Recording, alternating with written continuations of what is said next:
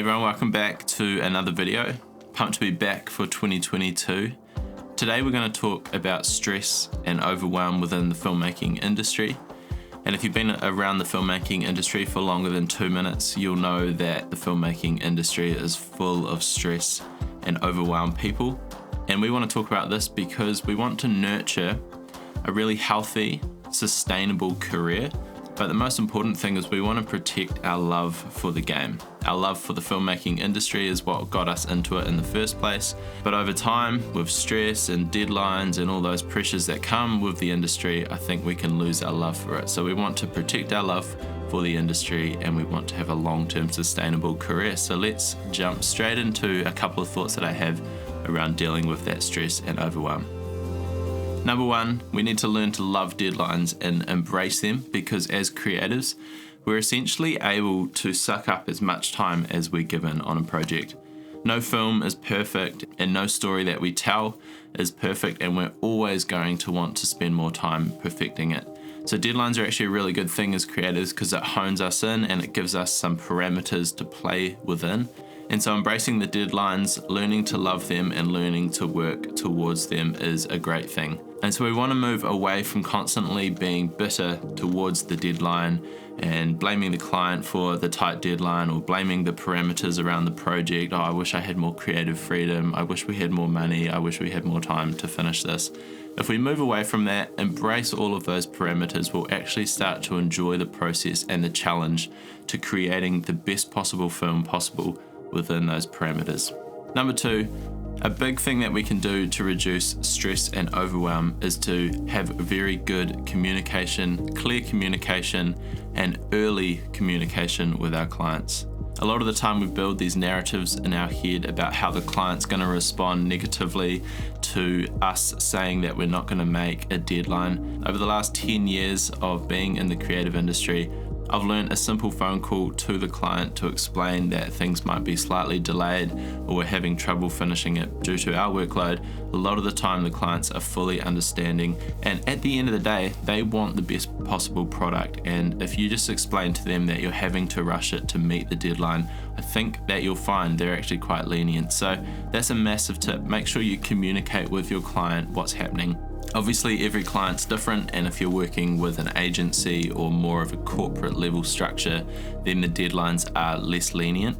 But if you're doing sort of small corporate work where you might just be doing a local cafe brand film, I guarantee you that they will be lenient towards your deadline. I challenge you, give it a go, call your client, be honest about the stress that you're under and ask for an extension on the deadline that will just relieve a lot of that weight and pressure that you're feeling to help you manage your current workload. Number three is removing all of the distractions around us within our work environment and curating our environment to be as stress-free as possible. Some of us as creatives are really messy. Our minds spin at 1,000,000 miles an hour and we have paper everywhere, gear everywhere, sticky notes all over the computer screen. And a lot of the time, subconsciously, this is actually adding to the stress and overwhelm that we feel. And so what I've learned over the years for me personally is just to get my desk decluttered and create a very minimalist environment to edit in. Because of all those peripheral distractions and messiness, it definitely imposes stress on me.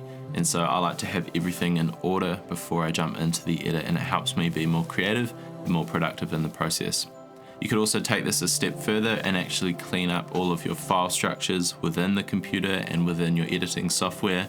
Just having everything in order and sweeping your house, so to speak, definitely reduces that stress and anxiety around not really knowing where things are.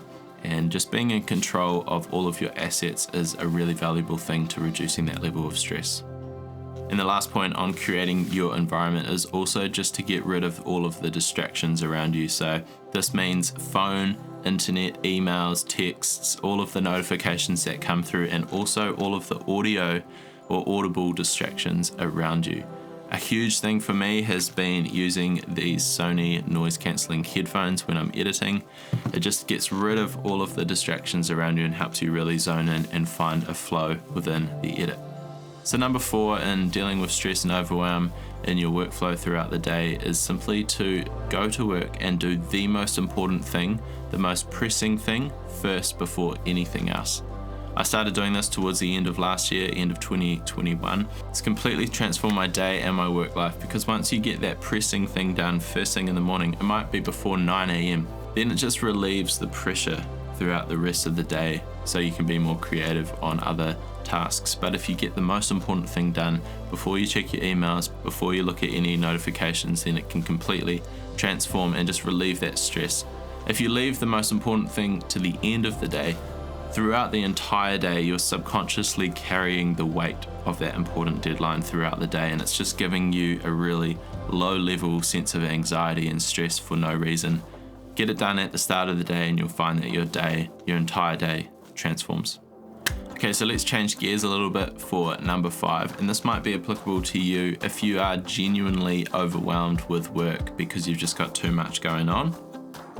This is a good time for you to ask for help, to think about outsourcing some work, and to think about bringing someone onto your team and hiring them to help you with your workload.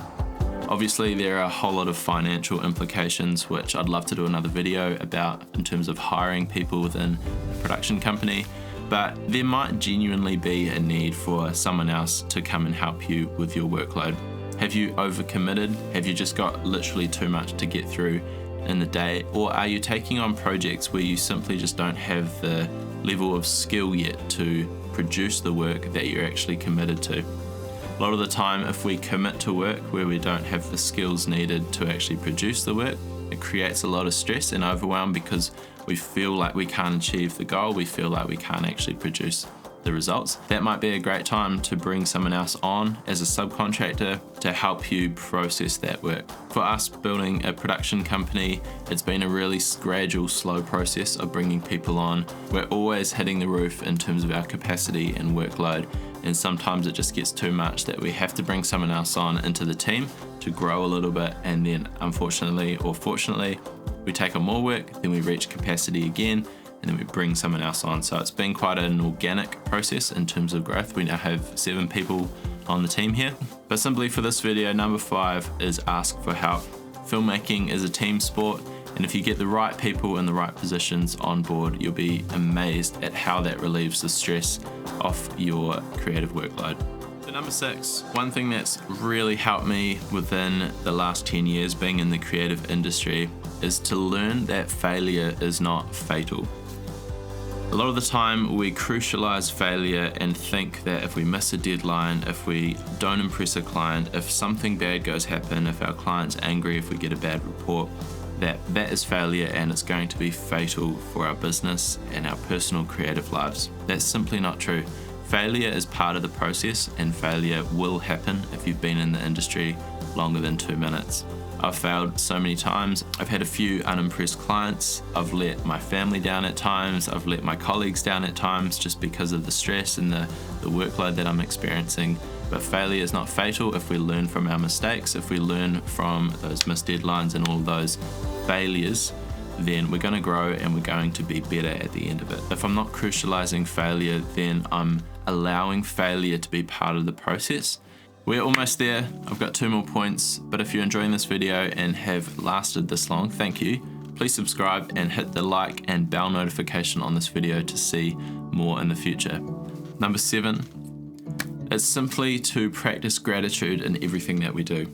Now this doesn't sound that sexy at all, but it's actually a huge component to stress and overwhelm within what we do. A lot of the time, prolonged obligation, being obligated to doing something leads to resentment. And the way that we can combat that is to continually be thankful and practice gratitude for what we get to do every day. And you'll be amazed at how practicing gratitude completely transforms your mindset and actually gives you more capacity to take on projects and tight deadlines and all those things. For me, when I encounter stress and overwhelm, it might be from a bad report from a client, a missed deadline, all these things that we've talked about. I simply just take a step back and remember the good things and remember what I'm grateful for. I'm actually intentionally reminding myself that I'm grateful for what I get to do every day, grateful for the opportunity to tell people's stories, to capture it on film, grateful for the team that I'm a part of. All these things, I guarantee you that it will help relieve that stress and overwhelm and I guess resentment that is starting to form towards the industry.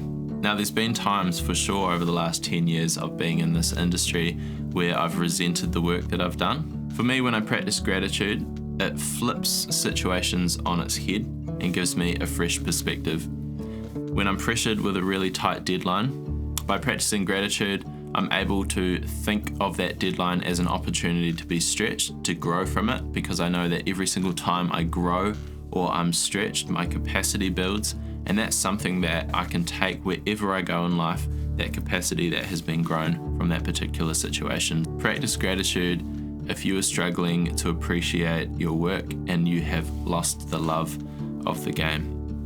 All right, lucky last, number 8. It's all about diet, exercise, and sleep. When it comes to stress and overwhelmed, very often it's because I haven't slept well the night before, or I haven't been eating well and haven't been exercising. If you eat well, if you exercise every day, and if you have really good sleeps and you manage your personal world in a way where you're refueling well, that will reduce the amount of stress and overwhelm that you feel. It obviously doesn't take care of all of those deadlines in itself, but what it does do is it gives you more capacity to deal with all of that on a day-to-day basis.